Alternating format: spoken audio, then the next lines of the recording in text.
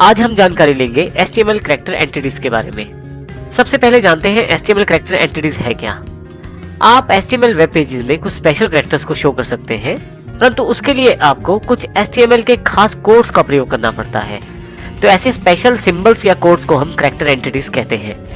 उदाहरण के लिए हमारे पास यहाँ पे कुछ डिस्क्रिप्शन दी गई है, जैसे non breaking space, NBSP, less than, greater than, ampersand इत्यादि।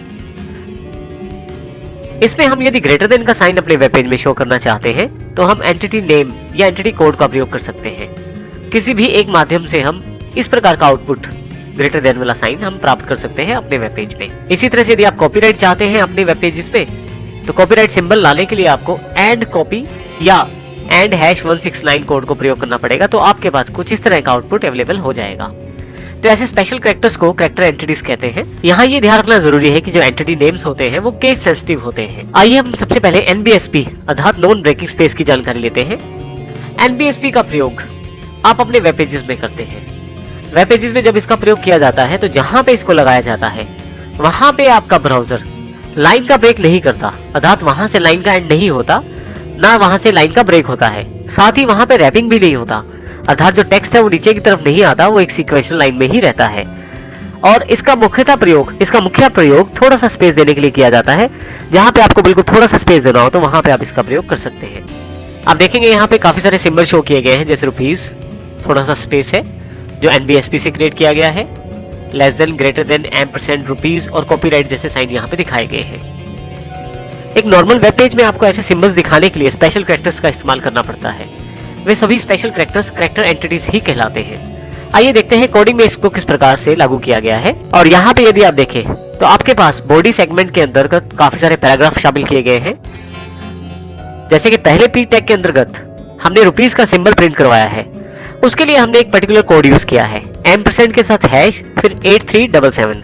आप देखेंगे कि ये रुपीस का सिंबल क्रिएट करेगा आपके वेब पेज में। यहाँ पे यदि आप देखें तो रुपीस का सिंबल हमारे पास इसी कोड की वजह से अवेलेबल हुआ है। यदि आप यहाँ नीचे की तरफ देखें तो NBSP को यहाँ पे 4 बार प्रयोग किया गया है। हर बार नॉन ब्रेकिंग स्पेस थोड़ा सा हमें स्पेस एलोकेट करवाता है, और जैसा कि आप इसको अगर आउटपुट में देखें तो आपके पास यहाँ से थोड़ा सा स्पेस खाली अवेलेबल हुआ है। ये NBSP के कारण ही अवेलेबल हुआ है। इसी तरह से यदि आप लेस देन सिंबल चाहते हैं तो ये कोड, ग्रेटर देन, एम्परसेंड, 8377 से इंडियन रुपीस का सिंबल आप देख सकते हैं। और इसी तरह से अलग अलग सिंबल्स के लिए अलग अलग कोड का यूज कर सकते हैं। अधिक कोड्स की जानकारी के लिए आप इंटरनेट का प्रयोग भी कर सकते हैं। इसके अतिरिक्त हम यहाँ पे मेन इंपॉर्टेंट बात ध्यान दें तो ये जो कैरेक्टर्स है कोडिंग में, ये कैरेक्टर्स केस सेंसिटिव रहते हैं।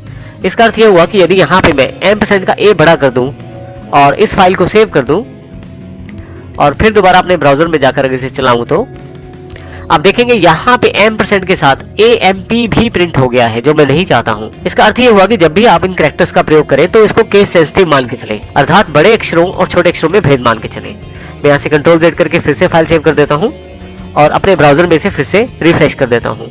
आप देखेंगे बिल्कुल ये ठीक हो गया है। इस प्रकार आप अलग अलग कैरेक्टर्स के लिए अलग अलग कोड का प्रयोग कर सकते हैं। ये नॉर्मल कैरेक्टर्स नहीं रहते हैं, अर्थात नॉर्मली ये कीबोर्ड पे अवेलेबल नहीं रहते हैं, परंतु आप HTML कैरेक्टर एंटिटीज के साथ इनका प्रयोग कर सकते हैं।